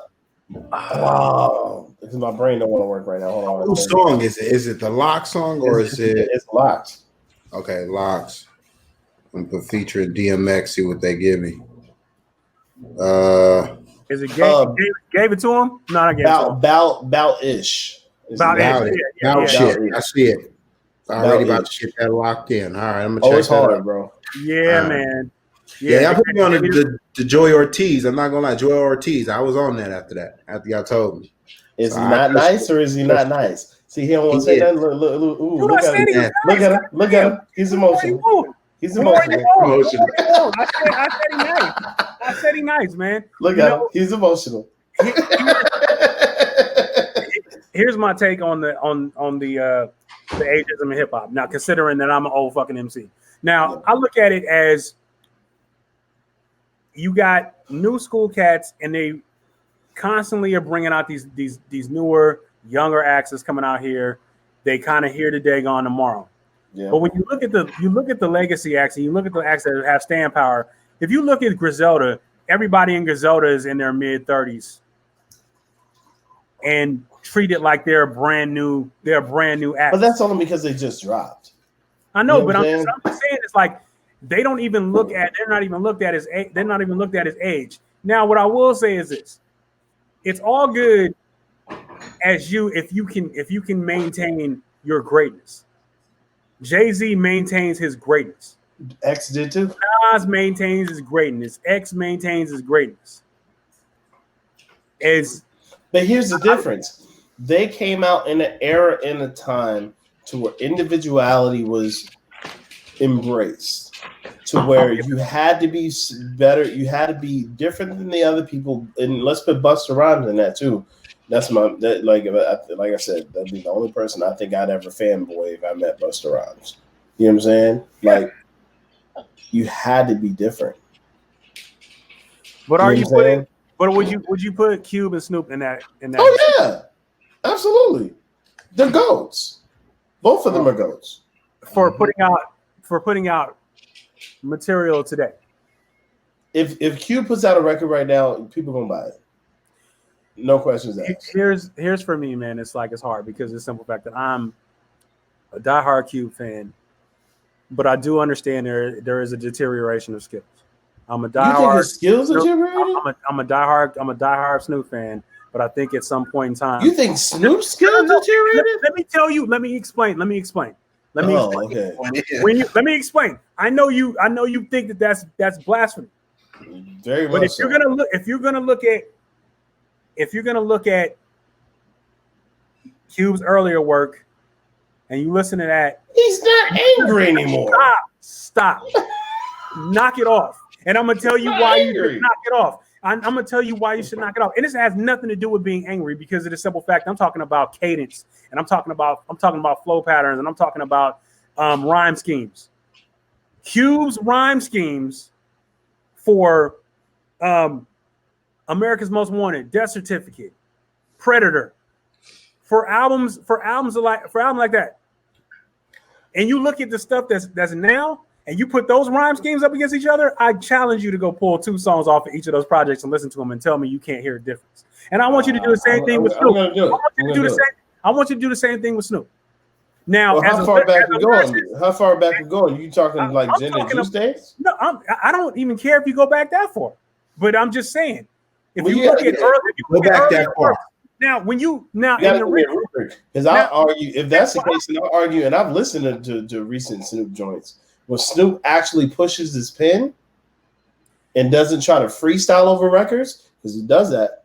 Yeah, you do that too much. Yeah. I want that bubonic and chronic. If Snoop pushes his pen on paper, he ain't lost nothing. It's not the same. It's not the same. It's not the same energy, and it's not the same cadence. It's not, and it's nothing to do with. I mean, because they in a different situation right now. They're not rapping to eat. They're not, and it shows stylistically like that. But what I'm going to tell you is this: is that when I listen to Jay-Z, and I listen to Jay-Z early works, and I listen to him now, he is a better MC than he was back then. That is crazy. I don't agree. That's crazy. I completely disagree with you. That's crazy. No. I completely disagree with you. You should not, because I'm gonna tell you. I actually think what you're saying applies to Jay-Z right now. I think Jay-Z dumbed it down for this generation. No. You can go listen to that. Go listen to that project with Jay Electronica again, and you tell me he didn't fucking smoke that boy on there. What is Jay Electronica? He returned to what he was doing, but the projects prior to that. I say the last super intricate Jay was your favorite album. Okay. Black Thought. Oh, Black Thought's Black Thought. He's went up. Redman. Went up. You talked about Buster. When talking about Nas. Now there's two Busters, and I love both of them. I like Bust. I'm saying, holla at your boy.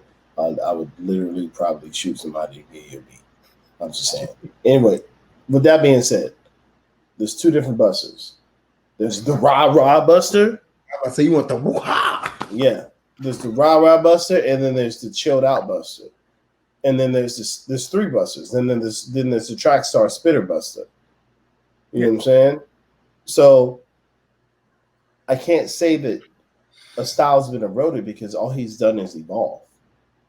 You know what I'm saying? He's evolved into different entities, even into himself. And there's 4 Busters. I take that back. There's I'm sticking to my Jamaican roots Buster. Yeah, you get that one, and that guy gets a little annoying at times. You know what I'm saying? That Buster gets a little annoying at times. He does. But my thing in regards to Buster fucking knock my head off my shoulders. I just want to work with him. Period. My thing going back to Cube, and such fan. Here is where me listening to Cube and being such a big fan is that I buy everything, and when it comes out, no matter what, I don't give a shit. But I know how Be True to the Game made me feel, and how he was rhyming on that, and how he was rhyming on Predator, and how he was rhyming on His rhyme scheme is probably better now. It's not. No. Are you kidding me? He rapped like that all the time. Are you kidding me? He did. I don't know what he remembers, but it's been that way the whole time. That is no. The hip hop awards with his son. Listen, he was, dude. It is not. It that rhyme scheme right there is so telegraphed and so deliberate. It's always delivered like that. It's simple and dumbed down. He actually could get on and hang with and spit and hang with cats.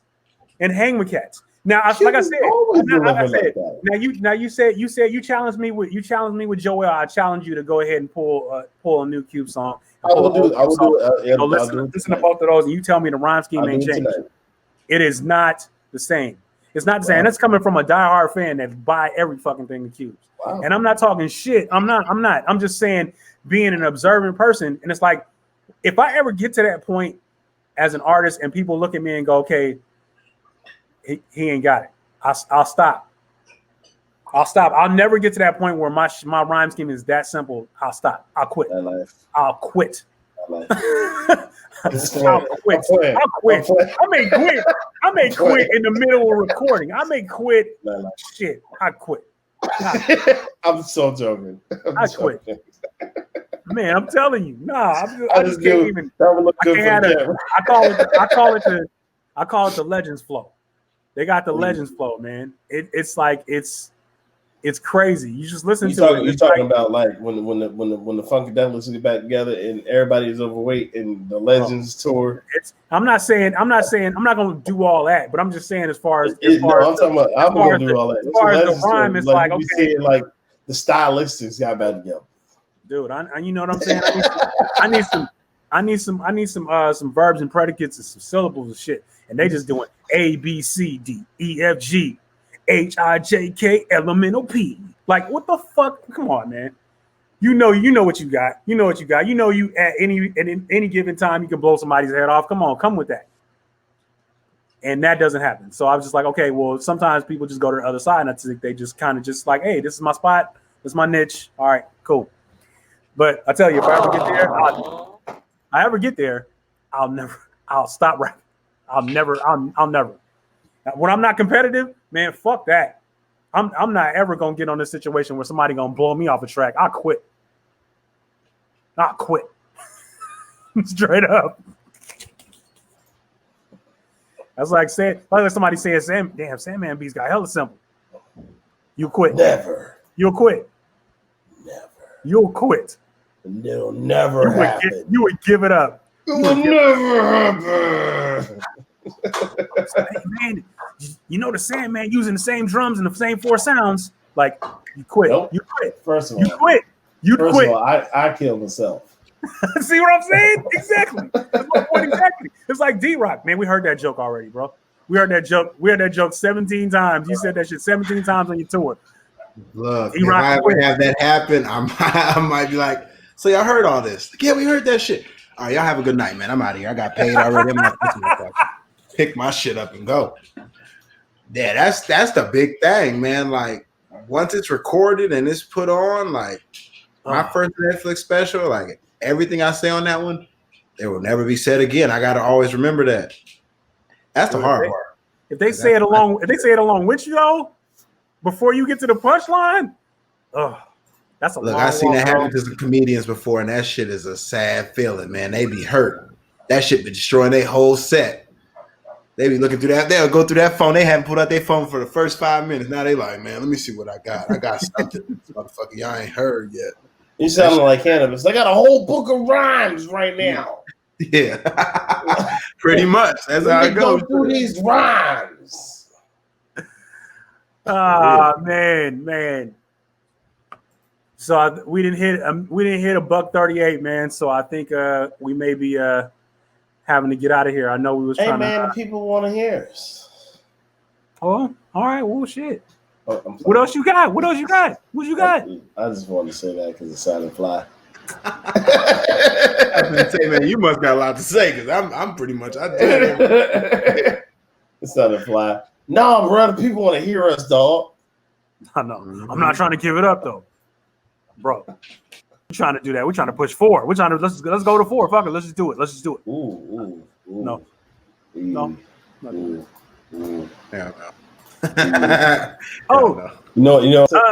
We got to plug some shit. First of all, we have the gauntlet. Now, through the magic of editing, if I can get this editing job done tonight and have it up for you, and you are hearing this the day of the gauntlet, I'm hoping you need to go and check the gauntlet out. We got 500 on the line. Wait, let me get my song. Go ahead, do your thing. Do your thing. It's your boy Sam, man. I'm checking in for the Gauntlet battle. Look, check it out, bruh. We got bread.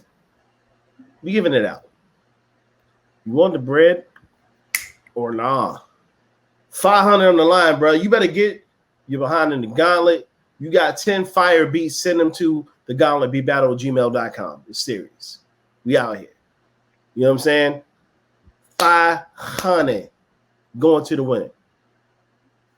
All you got to do is submit 10 beats. You got to pay no entry fee. You got to do nothing else crazy. If the beats is fire, smacking, you winning 500. Stop playing.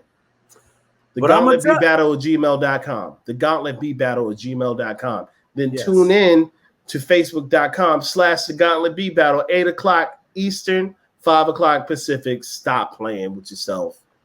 500. If the gauntlet, let's go. If you would have seen our last gauntlet,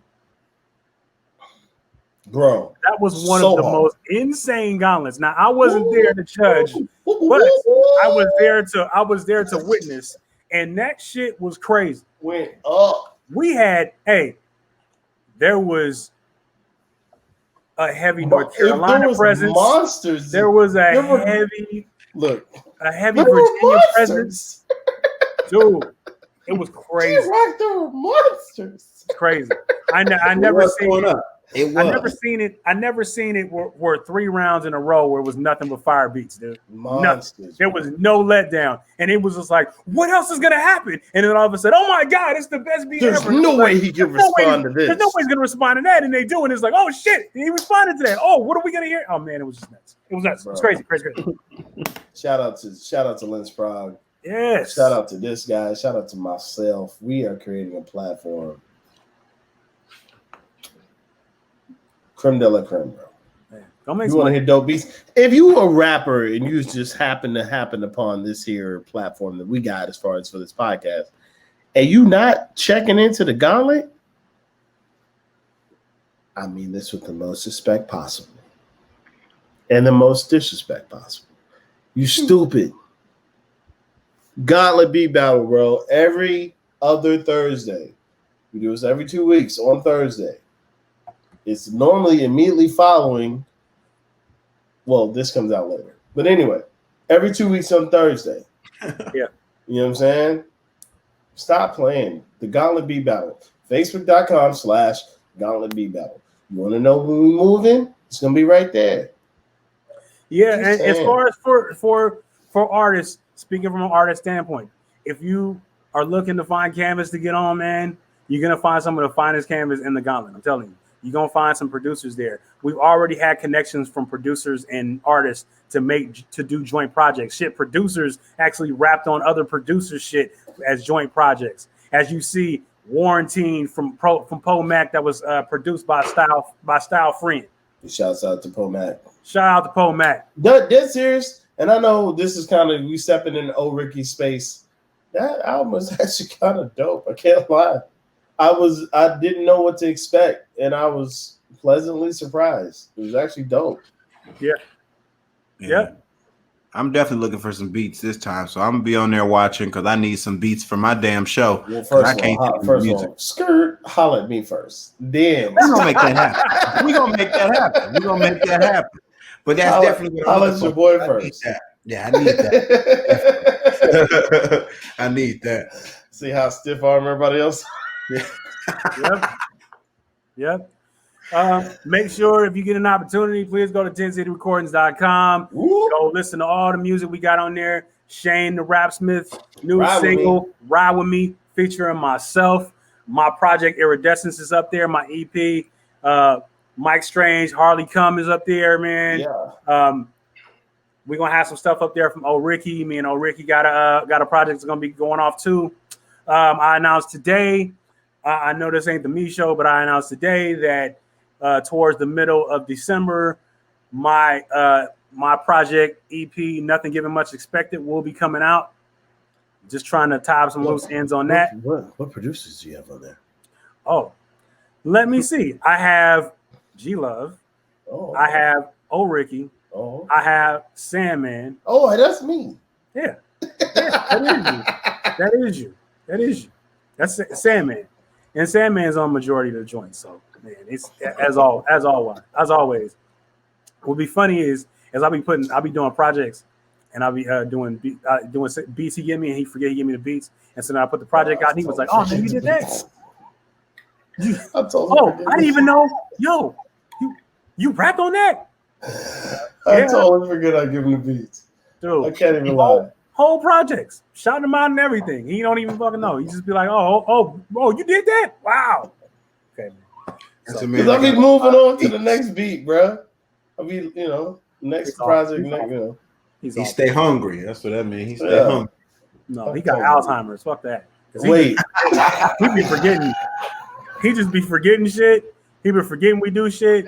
Like, dude, send him stuff. Don't listen. I sent you your flowers the other day about. I sent you your flowers the other day about. He did send my flowers about real life rap. Yes, he did send my flowers about that. But you realize that real life rap is probably 4 albums though. I'm just saying. And I've done so many other tracks of yours. Man. So I pretty much executive produced that album and didn't realize. See? Do it all the time. You just do it. I just learned it's a happy quirk, man. I just deal with it. I'm like, all right, man. I didn't realize he'll hear it. I produced like maybe 85% of that album, didn't realize it. He gets in these modes where we sit there and he'll play beats. Like he'll sit there and turn on beats or whatever, right? So I go, he plays the beats and I go, bro, why don't you just play the song? I was like, what song? He's like, what song? I'll be like, the track that I recorded to that shit. You don't remember that? You don't remember that? You did a track to this? And then he plays it. Oh, that's dope. I know, bro. Thanks. I'm telling you, man, y'all got skits for days if y'all just sit down and create it, because this shit funny as hell. We can put this out. This is a good skit right here. Y'all hilarious. This man played. I didn't even know I made that for you. That's terrible. Oh man. Be on interview shouting him out. Oh man, Sandman did this. Oh shit, I did.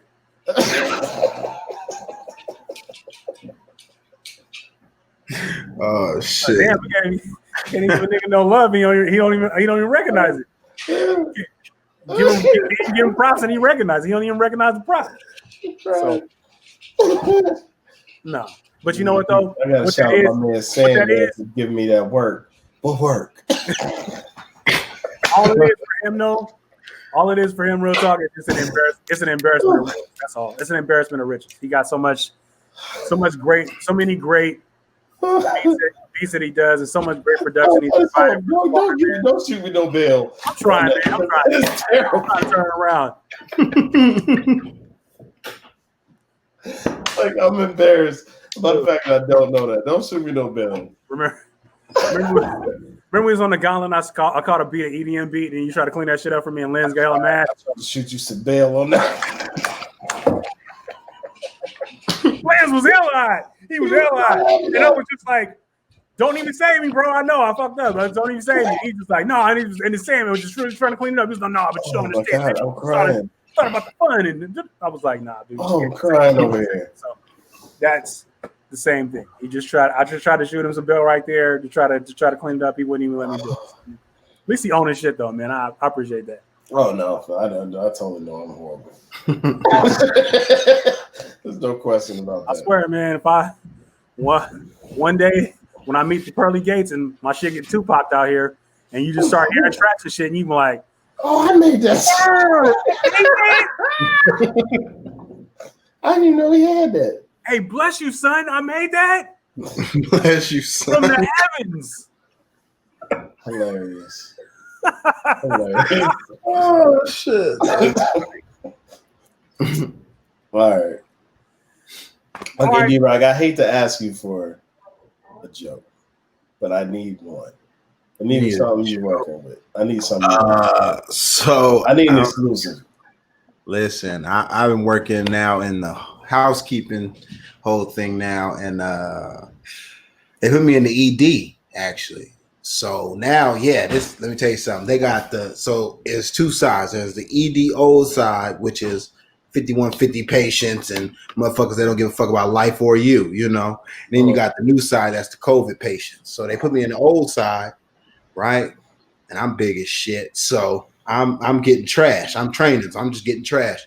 And I go in this area, it's like a room within a room. You feel me? So it's like 3-4 beds in there.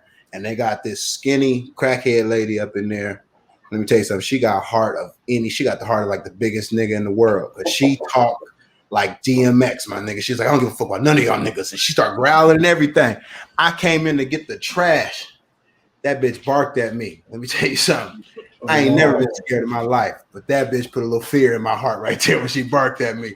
She was like, you ain't shit, nigga. I was like, okay. Let me go ahead. Hey, man, you want to get this trash, man? Come on now. Come on in here. Nice. Hey, I ain't gonna take no ass whooping. Not I'm taking that ass whooping on purpose. Fuck that. Security guard just standing there. I'm like, you ain't gonna do nothing? He said, nah, man, I don't give me shit here, bro. I just observe and report, nigga. So if I observe your ass getting whooped, I'm gonna report your ass getting whooped. You know what she gave you? You know what she gave you? You want some of this old man? Yeah, I don't want no. Hell no. Hell no, I don't want none. I ain't even ready for that. I felt like it was like that Martin situation when he got his ass whooped in the DMV by that old lady. I felt like that was coming for me. I felt like she was finna put a mud hole in my ass, but I was not finna take that. So fuck it. I heard crackheads got strength, some super strength. I ain't got none of that. Because they on that crack. Exactly. I ain't got no time to try to match her strength in one hit. Hell no, that bitch will beat my ass. I lose. Real. Yo, so before we get out of here, man, who you got, Lakers or Heat? I know the Lakers took the first game of the series tonight. Who you got? I'm going Heat just because I'm trying to hate on Brown juice. And I like LeBron. Not real. Actually, how you gonna say you sour patch? He rooted for the underdog. I like him. I'm gonna just go based off honesty. You know, Lakers is gonna win. They a bigger team. It's gonna be hard to get past them. Hey, I don't really care for how LeBron flops. He's getting tougher now. He wants to fight the little kids. You know what I'm saying? Some little kid threw a ball. Hey, he was ready to fight, but the Lakers gonna win. I got the Lakers in 6. Like that white lady said. I was thinking Knicks and Lakers. That's why I said that. Bitch, get the fuck out of here. Kobe ain't never played for no damn Knicks. Where you get that? I was like, this bitch stupid. The Lakers. I got the Lakers in 6. I was really confused when you said that. I forgot that reporter lady said that. That's stupid ass. Forgot about that. But yeah, the Heat go win. Really tried to play it off like she ain't saying it. I forgot about that. That's it. That's what it is going to be. Now, hopefully, we get a Super Bowl this year because Titans is fucking up shit, but we'll see. COVID. You don't no longer say Kobe when you shoot. COVID. Oh yeah. Oh, we can do week 3 in the NFL. We can do that. Nice. My team went out there, dude. I saw a meme on the internet that had the San Francisco 49ers logo. The 49ers logo with the handicap logo in it, dude. Oh, I want to give you a hand gesture right now. I was in tears because we have nobody. They had they went out there with the Bad News Bears. They had pulling people off the street.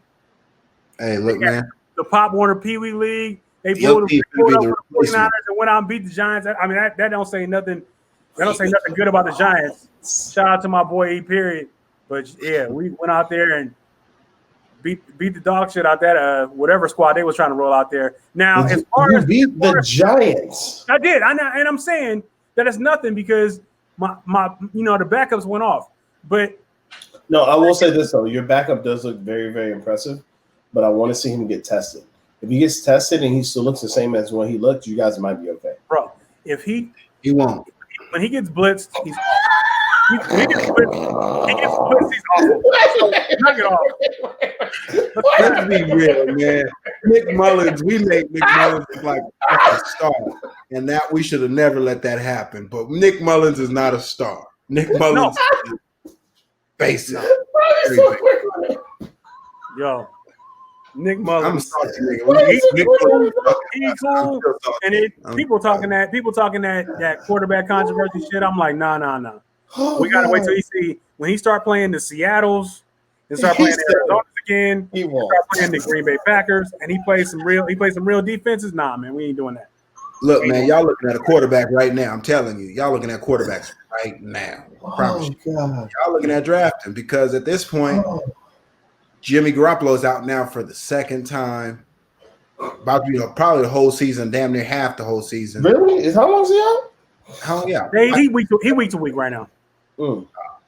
They just being precautious. As long as Mostert to come on back for the sake of my team, come on back, Mostert. Of your fantasy.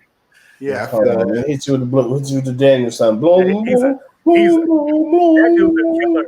At least we getting Debo back this week too.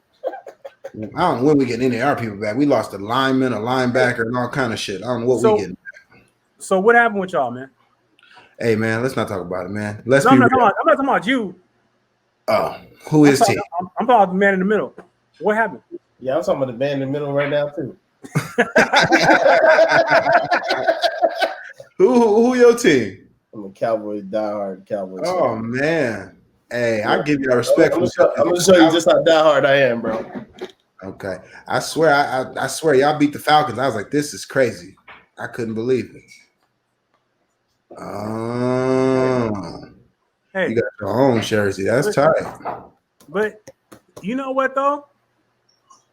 I know life clean like you never wore it. I know life is bad. What you talking? Don't take care of my jerseys. I know life is bad. I know life is bad, but we could always be Atlanta. Yeah. Oh, I'm glad I'm not Atlanta. I watched that meltdown, dude. I was like, "What in the hell?" Not once. I believe I saw that. Twice they did that. How do you do it 2 times? That's crazy. To be fair, I felt like Atlanta because we could have won that game. And these refs are so trash. Because I swear to you, if you play a drinking game and count as many penalties as they gonna call on the Cowboys, you're gonna be drunk in the first quarter. Because they love throwing the flag against us. Little ticky-tack flags. Hey, you're talking to the team that gets flagged the most every season. I doubt it. We could probably pull that. We could probably pull that count, and I guarantee you I win. If we could do that, and we could talk about the most controversies, we've had the most controversies, all that. We are top on that, all that stuff. We are what the Clippers used to be. You ain't got something called catch for the wrong reason. The catch is a good reason. The catch is the wrong reason. You ain't got that. Yeah, we got to tuck. I remember they checked our first down not by the yardstick, but by a piece of paper. Come on now, they done done us dirty multiple different times. Look. What's my man name? What's my ref name, yo? That was like guy. Me and my dad were watching that game like I can't believe this. I couldn't believe it when I seen it too. I was like, did he just get a piece of paper? To check a first, I was like, wow. They don't even talk about it like it was nothing. People just treat it like it was just like an everyday thing. Tell you, man, people respect it the most. We can't say shit about it because it don't matter. We still lost. That was against us too. Yep. Exactly. It was like, I'm telling you, he was like, oh, short. I'm like, nigga. If you cannot figure it out, you need to just give it to him. It was Gene Stertore. Stertore. Yeah. Bruh. You ain't see that smart Gene came up with too after he did. That's some bad beats, dude. That's bad beats. Yeah, see, I'm done. For real. That's good. I'm done. We ain't got to talk about football. This shit was nuts. Embarrassing. That's embarrassing. That should have been embarrassing for the league. That was awful. Yo, you should link the smirk the Gene came back up with afterward. Don't put it in there. We good. We don't need to see that again. I think we got to close it out now. I ain't got nothing else to say. I'm done. Oh, shit. Yo, all right. I saw the smirk and was like, come on, G. Like, He was smirking like, yeah, I did some shit. Yeah, exactly. I'm the guy. Oh. All right, man. So we're about to hit the 2-hour mark, bro. So I think it's time to roll. If y'all in agreement. Yeah, I need to come up with a sign off because your joints be like dope and inspiring. I'm jealous of that. You know what I'm saying? Hey, look, if you ride with 4 people, they better have snaps on the petrol. I didn't buy.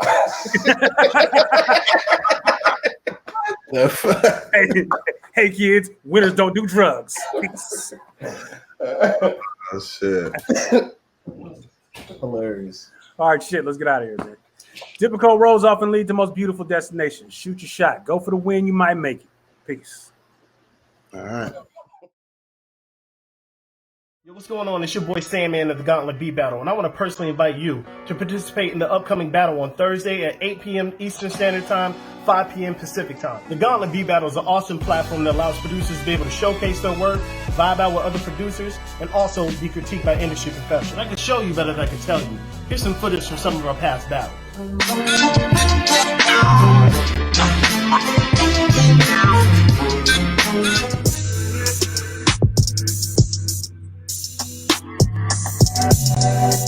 A professional buttoned-up producer.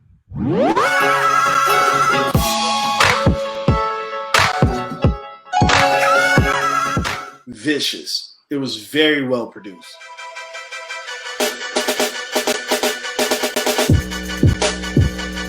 It was hard. Every single one was hard. If you'd like to participate, please send 10 beats to the gauntletbeatbattle@gmail.com.